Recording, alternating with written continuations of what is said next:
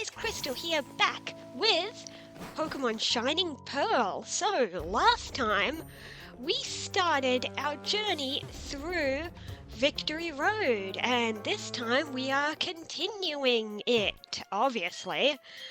Which means, well, I've already been through the beginning of Victory Road, but I'm just going to admit that it is a new recording day, so I do not perfectly remember where I have and haven't walked. I think I've been like everywhere in that other section. I think I just need to head this way. Yeah, I hadn't been to this part yet though. I definitely remember that much.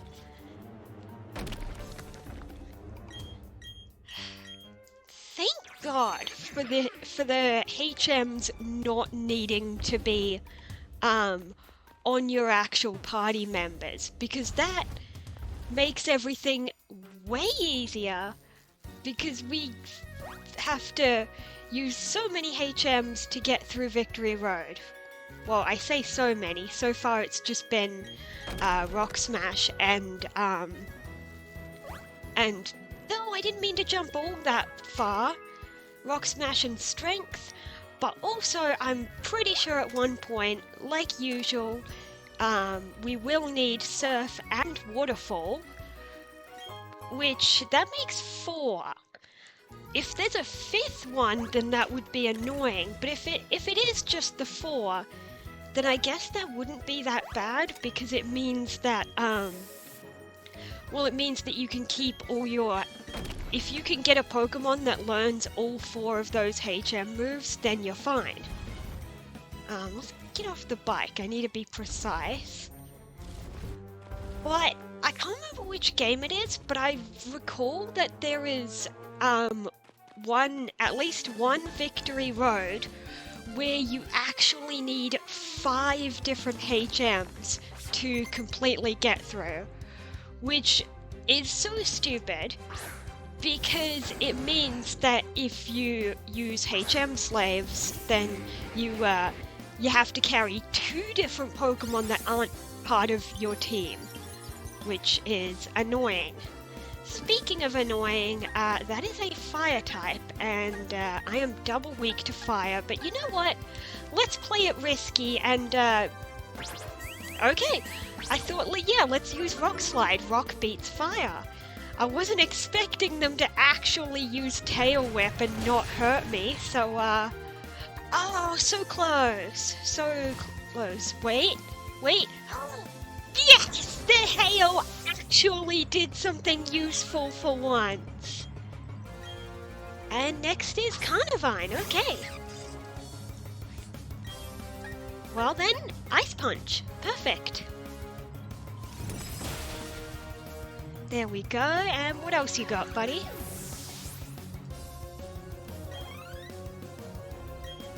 Rampardos. Yeah, I can take that out. I mean, any one of my team probably could. But let's go with Woodhammer.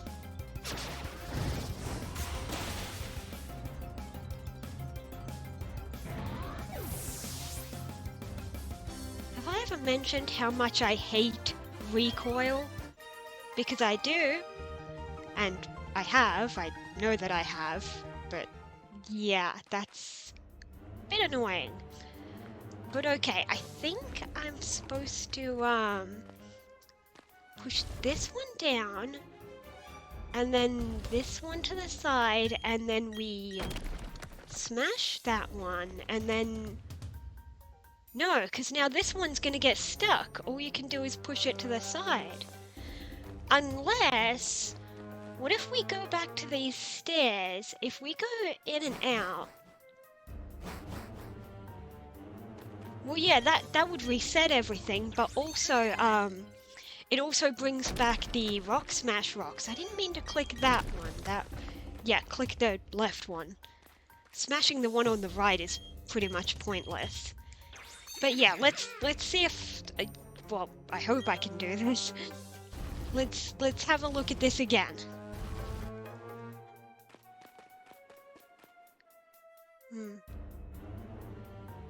Okay, last time I pushed that one down. If we push this, that's how you do it. And then you smash the rock and you push it back up. There we go, there we go. I just goofed the first time. Okay. Time for another ace trainer. Ace trainer, Sydney. I've never been to Sydney.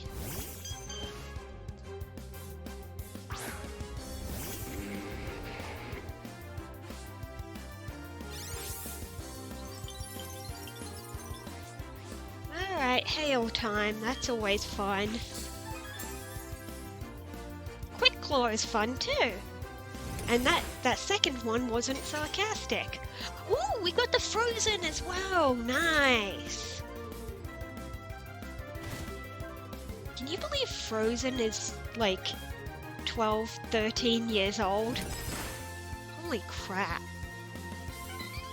I still remember, well obviously, I remember when Frozen came out, and I was in high school, and I was not one of those people who were obsessed with it, but I have this one funny little memory, because at one point, you know when it's like the very last day of the school year, and like there's no more schoolwork to do, so the teachers don't care. And usually they let you watch a movie on the last class of the year.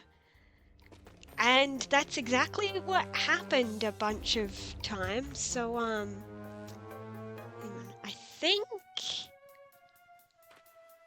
I think all you can do for this one is you can't go both directions. You push this one and you go up here first, and then once you go in and out the stairs, then you can go the other way, yeah. But anyway, it was the last day of the school year, and we'd already had a few different classes of the day, plus the day before, because, like, if it's the last class for that year, you know, if you have maths on Thursdays, and the last day of the year is a Friday, well still, maths will have a fun day on the Thursday anyway. So it was the last day of the school year, and the teacher, just like every other teacher we'd had that day, said, alright, we can watch a movie. Does anyone have any suggestions? And one person said Frozen, and then literally pretty much the entire class all just collectively yelled, no! Because we were all that sick of it. That's how crazy it went.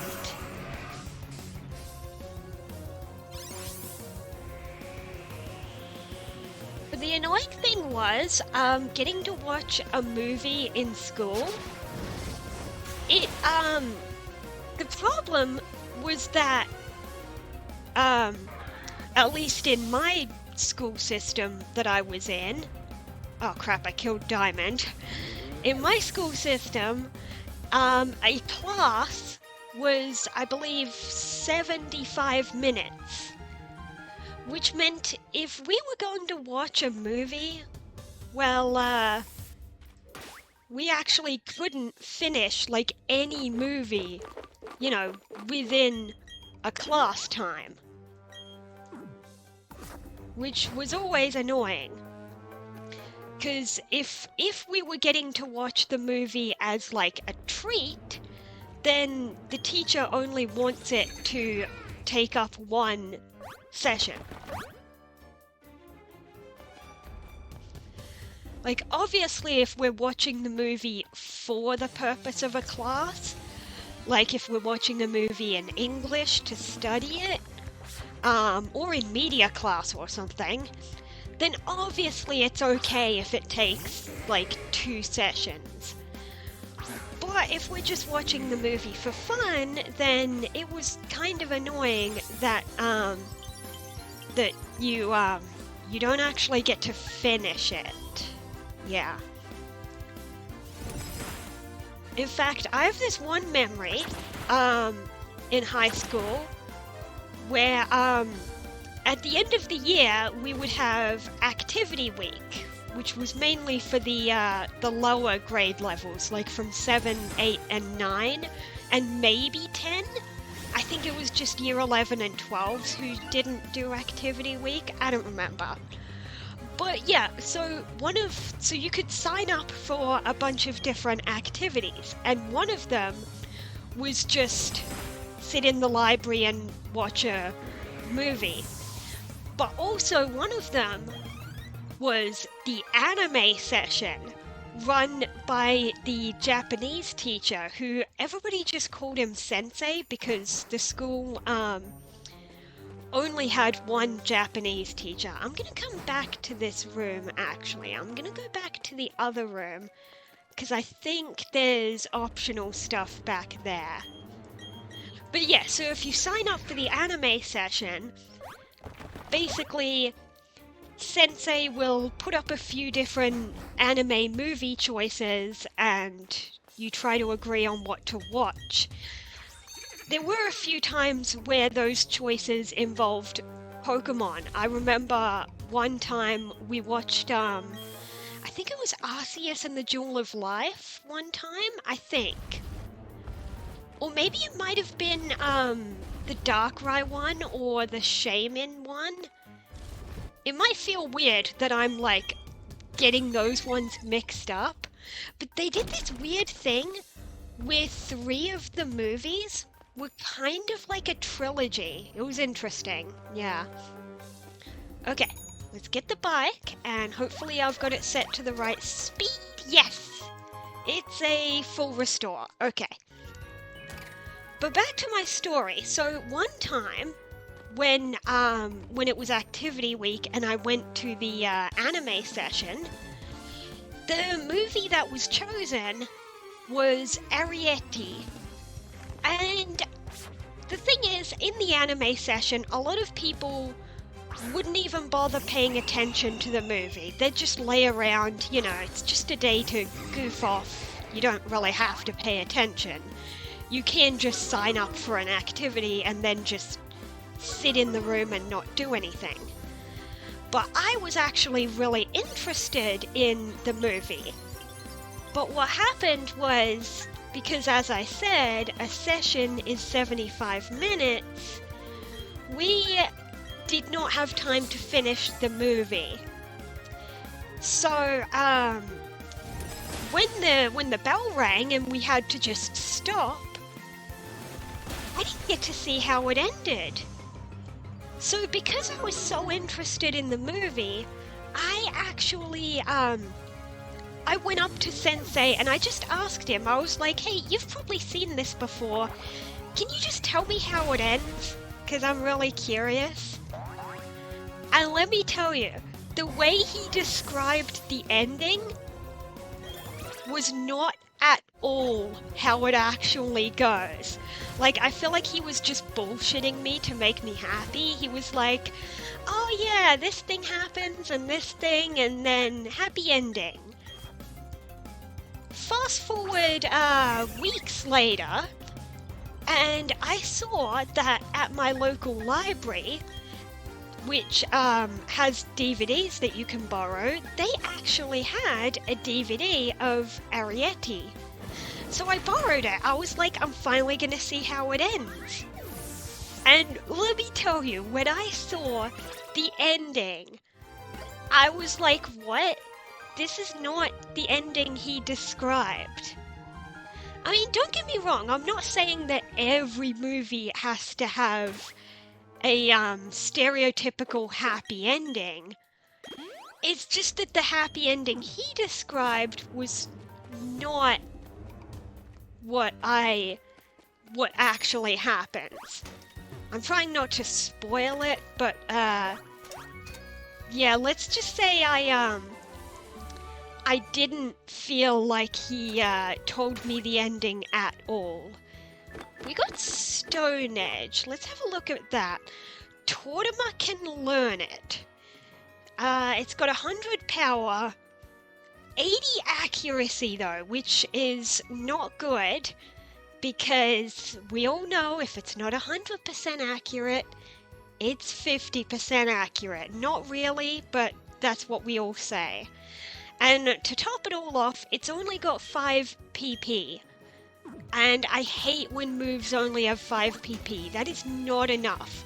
I know there's an item that can increase the max PP, but like, screw it. I'm not doing it. We have a rock move on Diamond anyway. So it's not like we need a rock move desperately. Otherwise I'd maybe consider it, but yeah.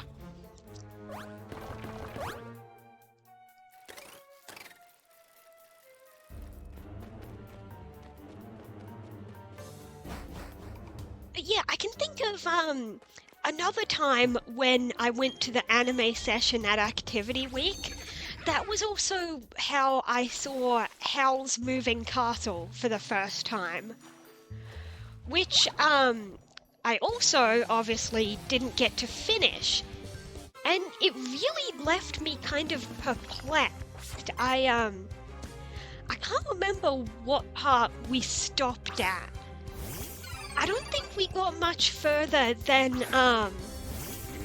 the part where she goes to that castle and she's like going up the stairs and the Witch of the Waste is there too, and there's a dog, something like that. I remember being around that part and I was just really perplexed, like, where the heck is this story going, you know? Not in a bad way. Like, I know sometimes you wonder where is this going, and it's in a bad way with some movies, because, like, it's all over the place. But I don't mean it in a bad way. I was just, like, perplexed and intrigued, and I was like, where is this movie going?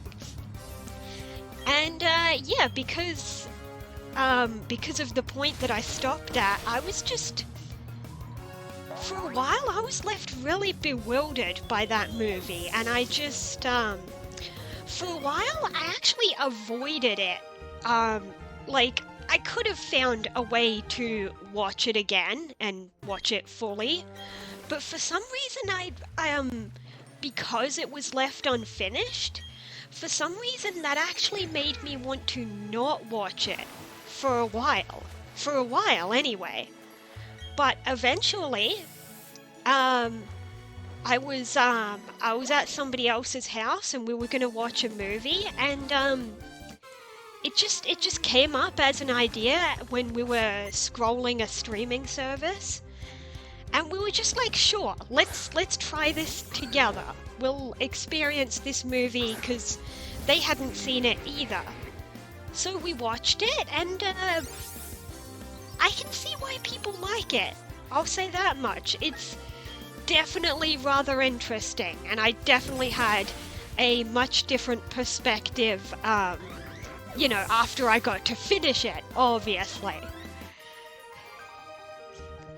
But yeah, that's just, it can be really tricky when you watch a movie and you don't get to finish it. It can leave you with such a strange impression of it, you know? Where does this lead? I'm gonna come back for that. I can't tell if that's, like, leading to a dead end or if that's where I'm supposed to go. I haven't played the Sinnoh games in ages, so forgive me for not knowing the layout of this Victory Road. But let's have a look around these areas. As for my other memories of Activity Week going to the anime session, as I said, there was one time when the movie that got chosen was one of the Pokemon ones. And that was alright, but, you know, I didn't have to pay attention because I'd seen it before, so I wasn't experiencing a new movie.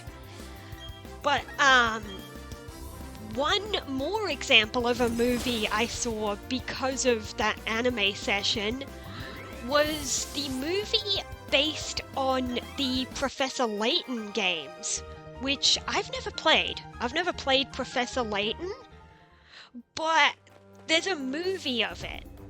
And it was, well, it was actually quite interesting. I mean, speaking as somebody who doesn't play those games, I actually quite liked the movie. So much so that I think at some point I bought the DVD and I rewatched it at home.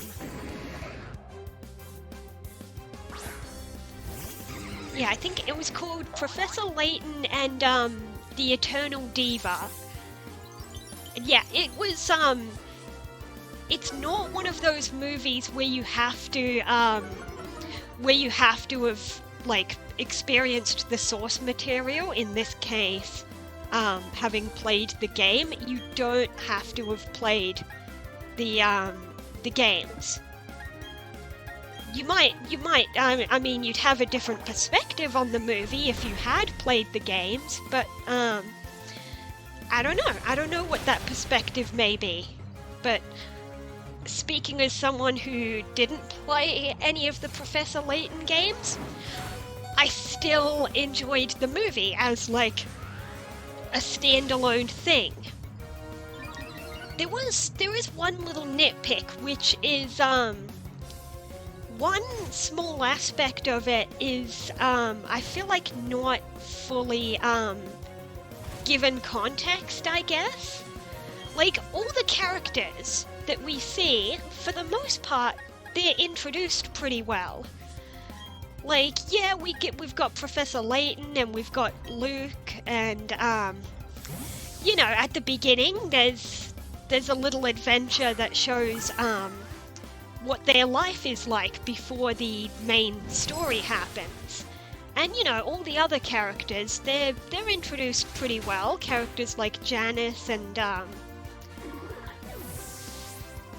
what's his name? The father guy. You know, everything was given pretty good context, except there's this one character.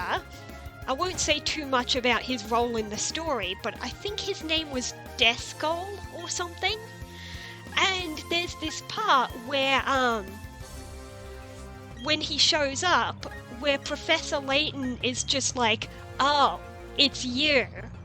As if he already knows him, as if he's seen him before. Maybe he's a character in the games, I don't know. But the way Descol is introduced, the way Professor Layton is just like, aha, I suspected for a while that you were caught up in this, Descol, or whatever. He says something like that, I think. And the way it happens, it just feels like, the first time I watched it, I was like, am I missing something? Like, I was like, did we see this character early on? Or am I just missing some context? I don't know. But that aside, for the most part, that movie was pretty good. It really was. Okay, we got a rare candy. Good thing I came this way.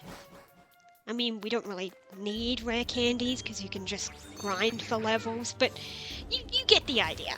It's still an item, and I want to, you know, explore and find all the items. I say all the items, but I have not been using my item finder, like, during this whole game. So, I haven't been getting hidden items. Whatever. They're not essential, I think. I mean, they're not. Most things are not essential in this game.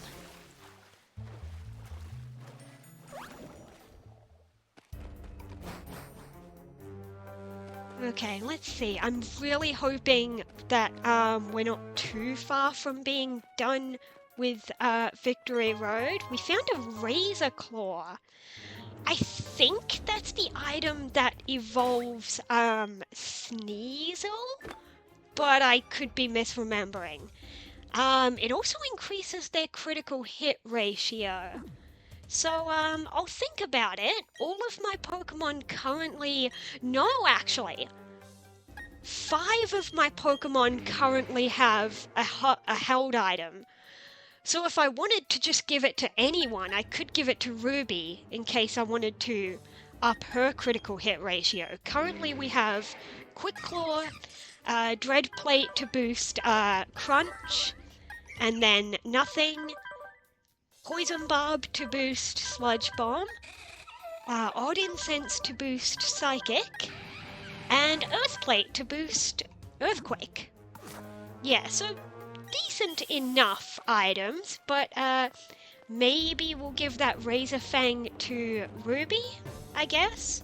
I mean, she's not holding anything else. Oh yeah, so this exit is post-game. Yeah. So we want to head back down here. And looking at the time, I'm thinking that is going to be it for this episode. So we've still been in Victory Road this whole time. Hopefully next time we will get out of this godforsaken cave. So next time we will probably battle that guy there and continue on to try and reach the exit of Victory Road. See you then.